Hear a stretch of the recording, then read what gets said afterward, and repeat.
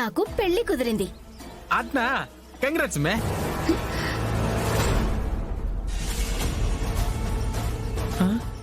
ఏంది మే, పెళ్లి కుదురుండదా? ఇంత సీరియస్ లో కూడా భలే జోక్ చేస్తుండవే. ఇది జోక్ కాదు, సీరియస్ గానే సీరియస్ మ్యాటర్. ఇంట్లో నా పెళ్లికి తాంబూలాలు కూడా పుచ్చేసుకున్నారు. హడావిడిగా రేపే పెళ్లి కూడా చేసేస్తున్నారు. ఇంక ఈ ఒక్క రోజు దాటితే నేను వేరొకరి భార్యను. ఇక నుంచి నేనెవరో నువ్వెవరో నన్ను మర్చిపో సుందరం. ఈ దాగుడు మూతల భయంతో బ్రతకడం నా వల్ల కాదు. నా వల్ల కాదంటే ఏంది మే? నాకు హ్యాండ్ ఇచ్చి ఎవరిదో హ్యాండ్ పట్టుకుని వెళ్ళిపోతావా?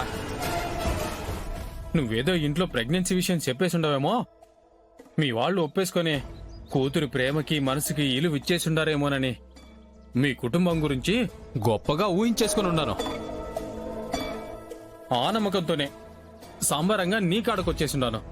కానీ నువ్వు సావు కబురు సల్లగా చెప్పినట్టు నీ పెళ్లి కబురు ఇట్ట నాతో చెప్తున్నావు.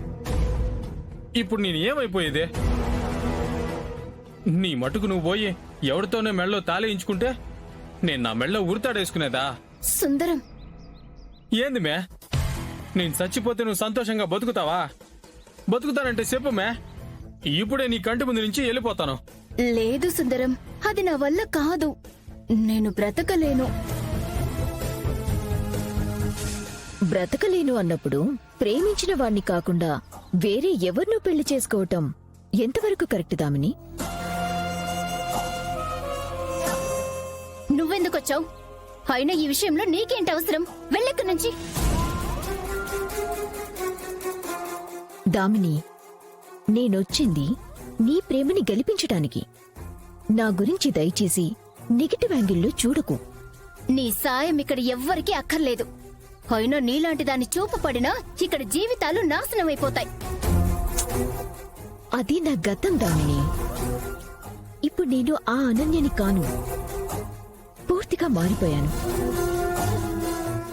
మంచిగా మనిషిగా బతుకుతున్నాను.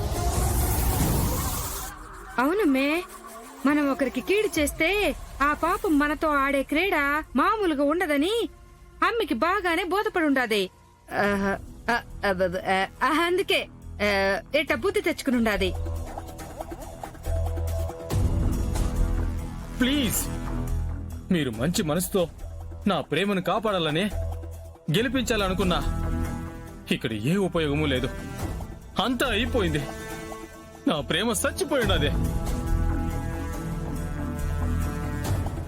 మే, నువ్వు పోమే. మీ ఓళ్ళు ఎవరిని చూస్తే హాలనే పోయి పెళ్లి చేసుకో.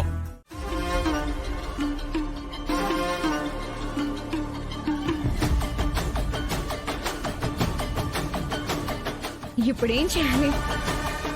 ఆ వినోద్ గారి నుంచి నన్ను నేను ఎలా రక్షించుకోవాలో ఏం అర్థం కావడం లేదు. వాడు ఎట్టి పరిస్థితుల్లో ఈ ఆఫీస్లో అడుగు పెట్టకూడదు. వాణ్ణి ఇప్పటికిప్పుడు బెంగళూరుకి తిరిగి పంపించేస్తే గాని ఇక్కడ నేను ప్రశాంతంగా నా పని నేను వర్కౌట్ చేయలేను. ఎలా?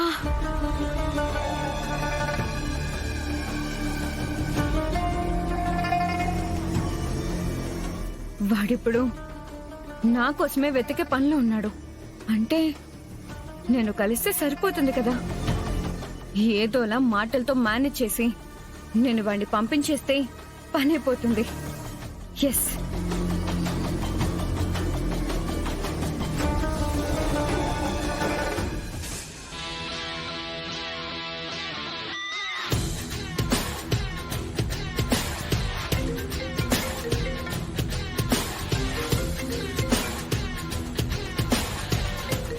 హలో వినోద్.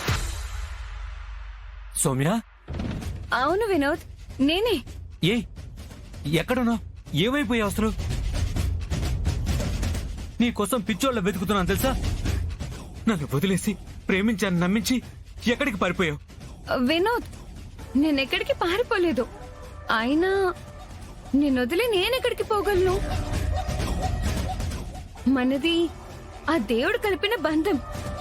కానీ ఏం చేయను?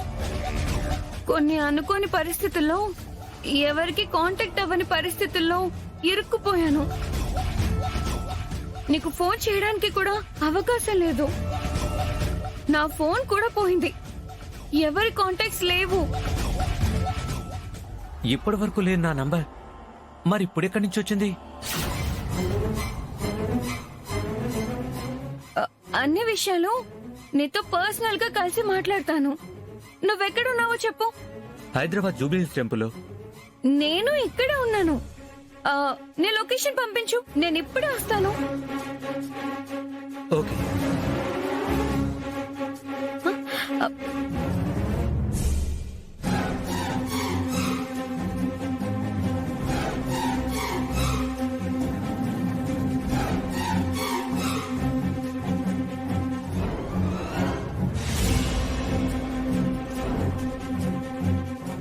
ఏదో మాజీ ప్రియుడితో మాట్లాడినట్టు మాట్లాడింది. నిజంగా మాజీ ప్రియుడేనా? కరెక్టే. దీని కడుపుకి కాల్కి ఏదో లింక్ ఉండే ఉంటుంది. అదేంటో దీన్ని ఫాలో చేసి కనిపెట్టాలి.